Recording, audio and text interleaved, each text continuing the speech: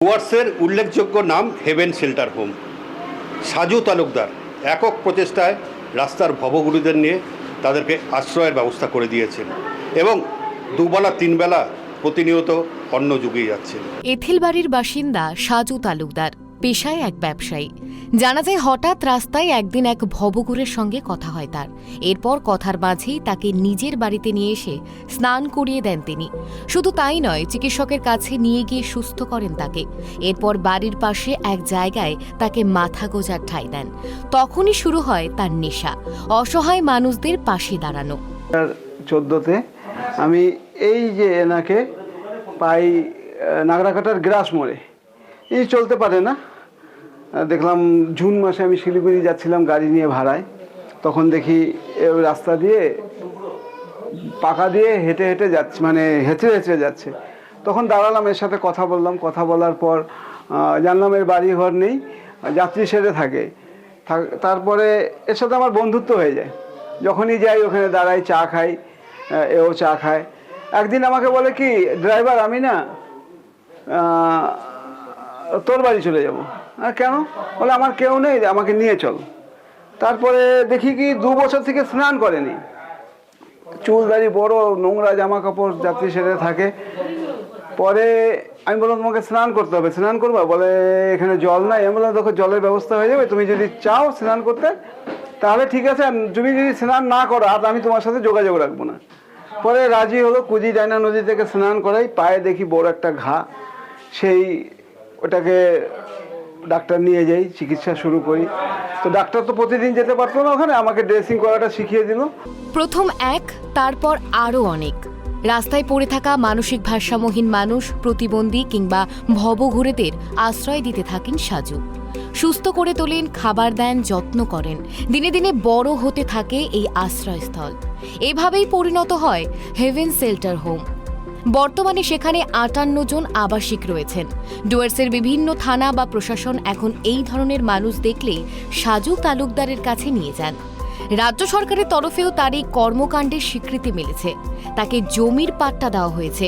আলিপুরদুয়ার জেলা প্রশাসন অ্যাম্বুলেন্স দিয়েছে, চিকিৎসক পাঠানোর ব্যবস্থা করা হয়েছে। সাজুর এই মানবিক উদ্যোগ একসময় নজরে আসে সৌরভ গাঙ্গুলির। দাদাগিরির শোতে আমন্ত্রণ জানিয়ে তার কাজকে সম্মানিত করেন দাদা নিজেই। তবে এত কিছুর পরেও রোজকার খাবারের খরচ চালাতে এখনও হিমশিম খেতে হয় সাজুকে। সরকারি বা বড় কোনো অনুদান না থাকায় এই হোম চলে সাধারণ মানুষের দানি। সম্প্রতি নিউ জলপাইগুড়ি স্বেচ্ছাসেবী সংস্থার সদস্যরা 1 মাসের খাবার, চিকিৎসক এবং ওষুধ নিয়ে হাজির হন হেভেন শেল্টার হোমে। আবাসিকদের স্বাস্থ্য পরীক্ষা করা হয়, চোখের পরীক্ষাতেও ধরা পড়ে অনেকের ছানি।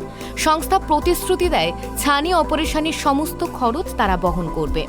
এই শেল্টার হোমে বর্তমানে দেশের নানা প্রান্ত থেকে আসা বহুজন বাস করেন। কেউ কেউ সুস্থ হলেও বাড়ি ফিরতে পারেননি, কারণ বাড়ির লোক ফিরিয়ে নিয়েছে না। তাই হেভেন শেল্টারই এখন তাদের স্থায়ী ঠিকানা। এদিনে আশ্রমে দেখা গেল সালভি নামের এক মহিলাকে। একসময় তিনি পাটনায় নার্স ছিলেন। এরপর মানসিক ভারসাম্যহীন হারিয়ে রাস্তায় ঘোরাফেরা করায় মেটেলি থানার পুলিশ তাকে এনে তুলে দেয় হেভেন শেল্টারে। এখন তিনি সম্পূর্ণ সুস্থ। इधर मैं घर में थी, तबीयत मेरा ठीक नहीं था।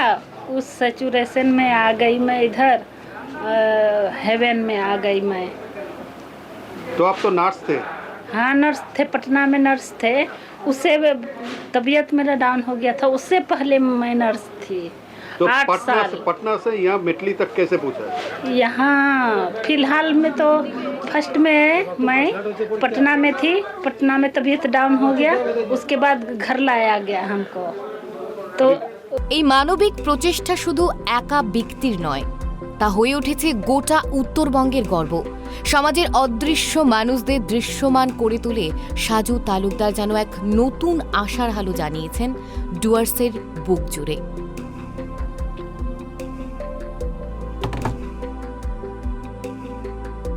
শুনলেন যে সাজুবাবু কিভাবে তার 2 ছেলেকে নিয়ে পুরো সংসারের যে উপার্জন, সেই উপার্জন সমস্তটাই এই নিরাশ্রয়দের জন্যে দিয়ে যাচ্ছে এবং শুধু 3 বেলাদের খাওয়ার জোগাড়ের জন্যে সাধারণ মানুষের উপরে ভরসা করছেন। যদিও স্থানীয় সরকারের পক্ষ থেকে, স্থানীয় প্রশাসনের পক্ষ থেকে তাদেরকে কিছু সাহায্য করেছেন, কিন্তু তাকে হিমশিম খেতে হচ্ছে 3 বেলা খাবার জোগাড় করার।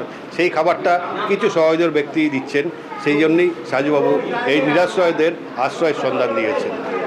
এদের বাড়ি থেকে অংশুমান চক্রবর্তী, ট্রাইব টিভি বাংলা।